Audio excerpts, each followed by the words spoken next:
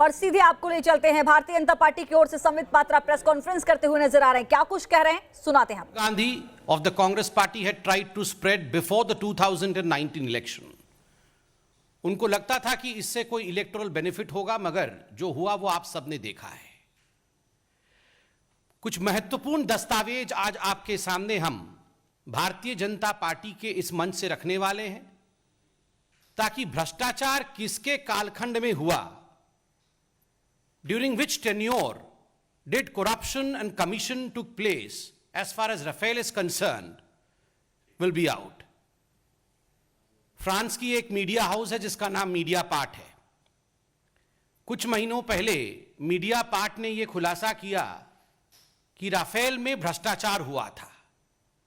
जैसे ही यह खुलासा हुआ, कांग्रेस पार्टी ने आओ देखा ना ताओ तुरंत प्रेस कॉन्फ्रेंस करके भारतीय जनता पार्टी और खास करके देश के यशस्वी प्रधानमंत्री नरेंद्र मोदी जी के ऊपर हमला बोला।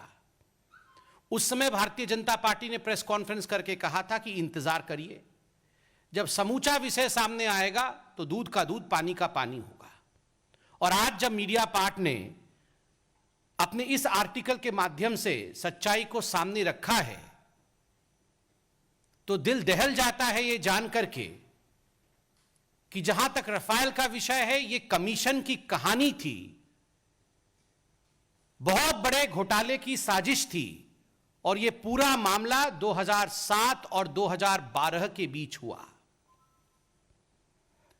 बहुत लोगों ने इस आर्टिकल को पढ़ा होगा। आर्टिकल का एक प्रति मीडिया पार्ट का सघन अध्ययन करने के पश्चात मैं आज यहां लेकर आया हूं। मूलतः इसमें यह बताया गया है कि जो दसो एविएशन था, जो फ्रांस के एयरक्राफ्ट मैन्युफैक्चरर कंपनी है, जिसको कि इस पूरे डील में डी के रूप में दिखाया गया, एक कोड वर्ड इस्तेमाल किया गया डी,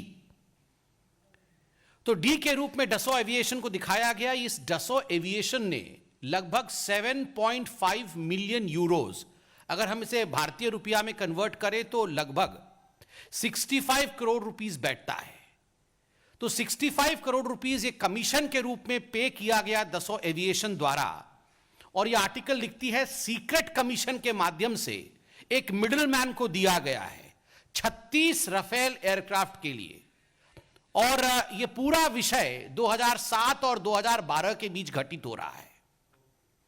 इसमें सबसे महत्वपूर्ण विषय है, और आप इस आर्टिकल में देखेंगे तो आर्टिकल में लिखा गया है एटलीस्ट 7.5 मिलियन यूरोज वे पेड।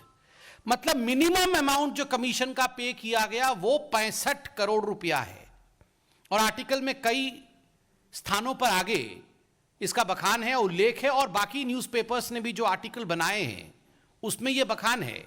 इसमें वो कहा गया है कि 11 मिलियन यूरो तक, अर्थात मिनिमम 7.5 मिलियन यूरोज और 11 मिलियन यूरोज तक ये कमीशन दिए गए हैं हिंदुस्तान के अंदर एक मिडिलमैन के माध्यम से, जिस मिडिलमैन का नाम सुषेण गुप्ता है, सुषेण मोहन गुप्ता, SM गुप्ता। आश्चर्य का विषय कि 2007 और 2012 के बीच में ये जो घोटाला होता है, ये जो कमीशन खोरी होती है, जिसका मिडिलमैन, जिसका दलाल सुषेण गुप्ता होता है, ये सुषेण गुप्ता कोई नया खिलाड़ी नहीं है। ये एक पुराना खिलाड़ी है जो VVIP चॉपर गेट स्कैम था, जिसको ऑगुस्ता वेस्टलैंड के नाम से जाना जाता था। वो सुषेण गुप्ता उसका भी किंगपिन था, उसका भी कमीशन एजेंट था, उसका भी दलाल था। This is too much of a coincidence that a agent, a middleman who was commissioned for Augusta Westland case, in fact is the kingpin, is the commission agent, is the middleman in the Rafale case also during 2007 and 2012. And too much of coincidence is always a conspiracy.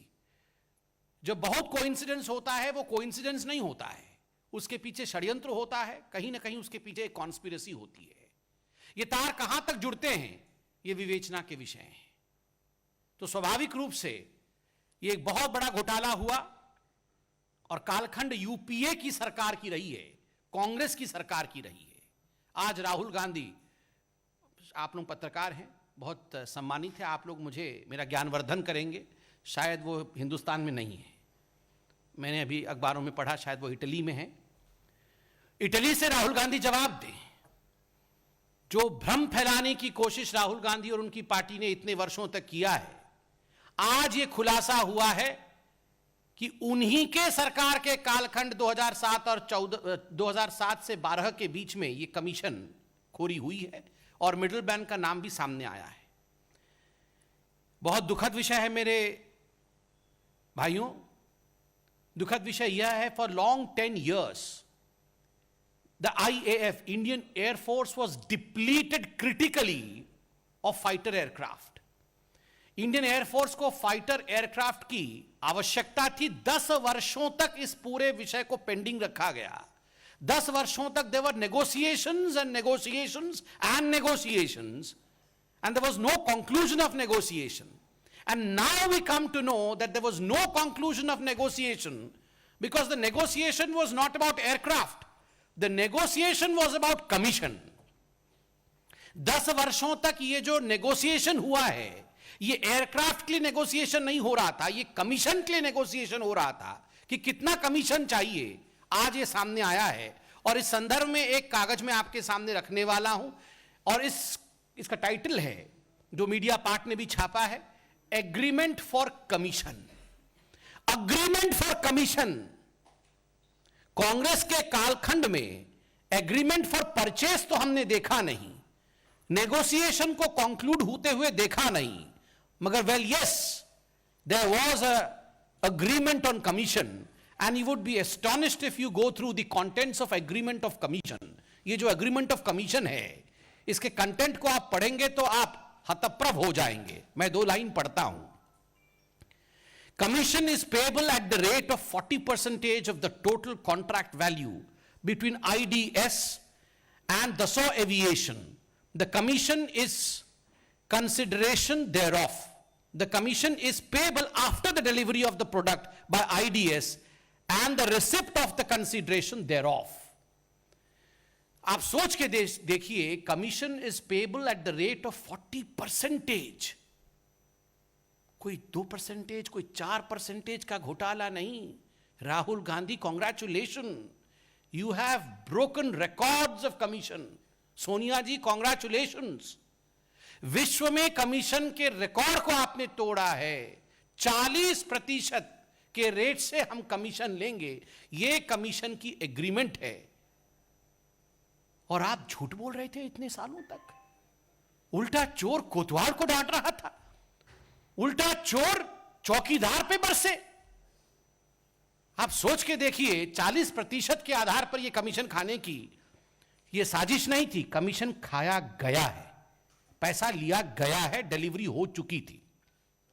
इस article में आप देखेंगे offshore companies बनाई गई थी। एक offshore company का नाम इंटरस्टेलर है, वो आप सब ने देखा है, कई न्यूज चैनल्स ने और पत्रिकाओं ने आज इसे छापा भी है। जिस आईडीएस के विषय में मैंने कहा, ये सुषेन गुप्ता की कंपनी है आईडीएस। एक शेल कंपनी यहां बनाना भारतवर्ष में और उसके माध्यम से पैसे बाहर के देशों में ट्रांसफर करना, ये जो ऑफशोर कंपनीज बनाना, डूबियस कॉन्ट्रैक्ट साइन करना, और सबसे बड़ी बात फॉल्स इनवॉइसेस। फॉल्स इनवॉइसेस के माध्यम से पैसे रेज करना और उस पैसे को कमीशन के रूप में देना, यह पूरा षड्यंत्र इस प्रकार से हुआ है, through false invoices, through dubious contracts and through offshore companies. और इस आर्टिकल में 3 महत्वपूर्ण शब्द जो इस्तेमाल किए गए हैं, वो है करप्शन, वो है इन्फ्लुएंस पेडलिंग, और तीसरा है फेवरेटिज्म। ये जो इन्फ्लुएंस पेडलिंग होता है, ये पैसे देकर आप पूरे डील को इन्फ्लुएंस करने की चेष्टा करते हैं कि आप इसी कंपनी का इस मेक के इस समय खरीदी करिए और ये पैसे आप बदले में पकड़िए। और जो तीसरा शब्द है favouritism, you must be reminded of the fact that this word was oft used by the Congress party spokespersons when they held press conferences. And in fact, this word was dragged to the court that there was favoritism in the deal which was signed by the government to government deal between India and France.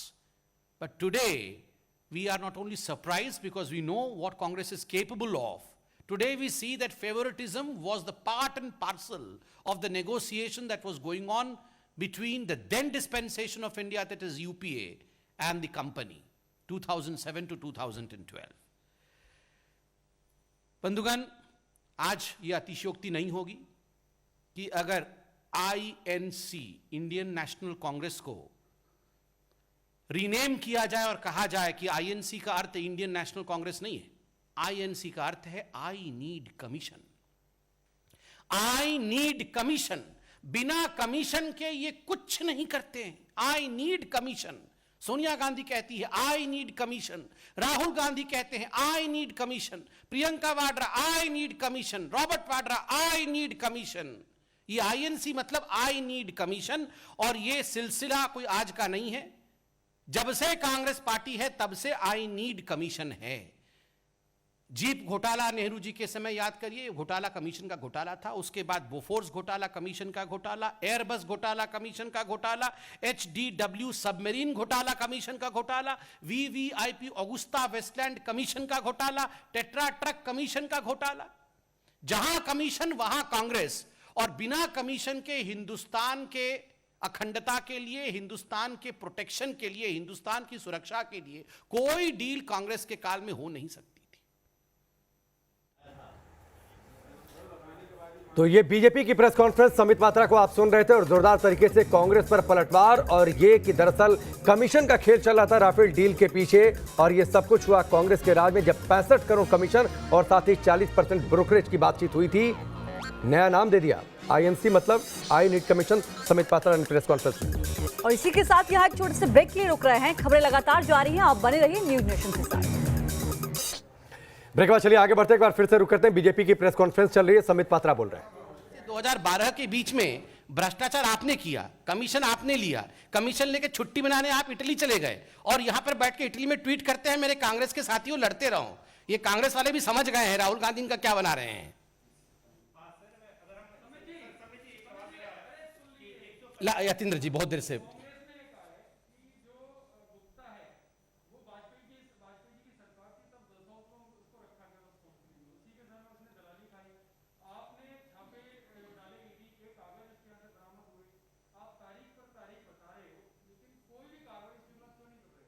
देखिए, कांग्रेस के लिए एक सुझाव है, तू इधर उधर की बात ना कर।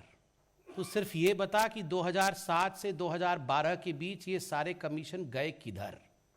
ये सारे कमीशन जो गए हैं वो कहाँ गए। उस समय तो हम सत्ता में नहीं थे ना, सत्ता में तो यही थे ना। आज मान गए ना कांग्रेस पार्टी प्रेस कॉन्फ्रेंस में कि हाँ घोटाला तो हुआ है। अब कागज नहीं दिखाया, कागज यहाँ नहीं दिया, इस टेबल पे कागज नहीं रखा है, आपने मीडिया में कागज पहले क्यों नहीं दिखाया। ठीक है, वो सब कुछ बात वो करते रहे, मगर ये जो पैसा 2007 से 12 के बीच में गया वो कहाँ गया, किसके घर में रखा हुआ है, ये बता दे अपने प्रेस कॉन्फ्रेंस में। बहुत बहुत धन्यवाद। समित पात्रा को आप सुन रहे थे। भारतीय जनता पार्टी की तरफ से उन्होंने पक्ष रखा है, कांग्रेस पर निशाना साधा। राफेल को लेकर जिस तरीके से कांग्रेस पार्टी ने आरोप लगाए, उसमें कहा कि झूठ फैलाया गया। 2019 के चुनाव से पहले राहुल ने झूठ बोला। समित पात्रा ने यह भी कहा अहम दस्तावेज पेश करेंगे, ये कहा गया है। कांग्रेस पार्टी पर जमकर निशाना साधा। कांग्रेस ने कमीशन लेने का रिकॉर्ड तोड़ा। समित पात्रा ने यह भी आरोप लगाया भ्रष्टाचार का पता 10 जनपद है, ये कहते हुए नजर आए समित पात्रा। समित पात्रा की प्रेस कॉन्फ्रेंस सुन रहे थे, मीडिया पार्ट की रिपोर्ट का हवाला देते हुए, और 2007 और 2012 के बीच में कैसे कमीशन की बातचीत हुई थी इसकी चर्चा कर रहे थे प्रेस कॉन्फ्रेंस में।